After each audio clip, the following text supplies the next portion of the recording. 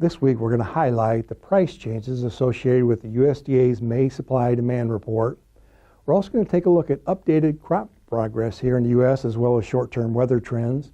Then we're going to turn our attention to the pace of export sales in the U.S.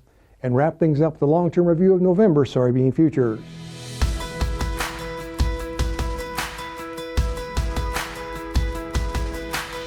Hi, this is Brian Basting with Advanced Trading. Let's talk about the soybean market. We've moved into the month of May here, and of course it's time to plant beans. Before we get into that, however, we're going to take a look at the history of price changes associated with the USDA's May supply demand report. This year that report will come out on Monday, May 12th at 11 a.m. Central Time. Let's take a look at those price changes. We're going back 10 years now. Again, this is the change in July soybeans on the date that that report is released. You can see that there's years where we haven't seen a lot of change, but there's also been years where we've seen significant moves to the upside and to the downside. Here's the key message. We strongly encourage you to work closely with your trusted risk management advisor to have your risk management positions in place prior to the release of the report on Monday. Let's shift gears now and focus on soybean planting progress here in the U.S. Taking a look at nationwide progress here at 30%, that's a record for this date. You can see many states there are well ahead of their 5-year average. We've seen a nice increase in the Eastern Corn Belt, for example, with Ohio 10 points above its 5-year average.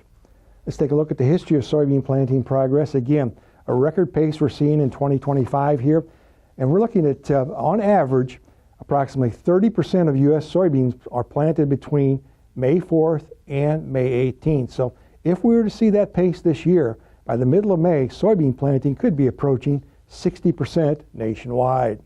Of course, that pace of planting is directly tied to the weather. Let's take a look at the short-term trends. Our slides this week, as usual, are courtesy of T-Storm Weather. We're starting out here looking at some rain here through Friday, Saturday of this week. Most of that rain, though, the heaviest amounts are going to be in the southern areas. Let's stretch out now to Sunday through Tuesday, looking at May 11th through May 13th. The rainfall that's forecast is over in the southeast at that time. Let's now look at with the soybean production in the background here. It looks like within that purple line, if you will, across those areas here in the Midwest, it's going to be drier and warmer than normal here over the next 7 to 10 days. So it looks like we have the potential for some good additional planting progress. Let's quantify rainfall totals now over the next 2 weeks. Now, if we look at the next 2 weeks here, all across the heart of the Midwest, if you will, is forecast to be slightly dry. So it looks like, again, if the forecast holds, we're going to have some really good planting progress into the middle of May. Let's shift gears now and focus on export trends, looking at the level of unshipped export sales. Now, bean sales, of course, are seasonally declining here with the presence of the Brazilian crop entering the world pipeline.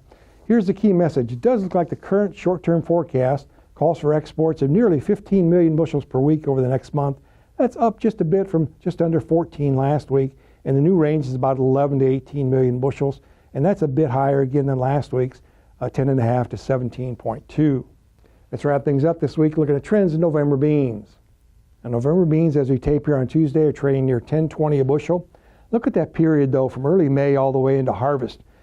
Potential for quite a bit of price volatility over the next several months. That's why it's critical to continue to work closely with your trusted risk management advisor to continue to manage price movement. Now, if you'd like more information, please feel free to contact us at 800-664-2321. We'll put you in contact with one of our risk management consultants who'll be happy to visit with you at your convenience. And remember, we upload every Wednesday. Make sure to subscribe to our channel to never miss an update. And make sure to join our ATI Pro Media team on Monday, May 12th, shortly before 11 a.m. for a live update following the USDA report. And then make sure to join us at 1:30 p.m. for a detailed market analysis. Thanks a lot. Have a good week.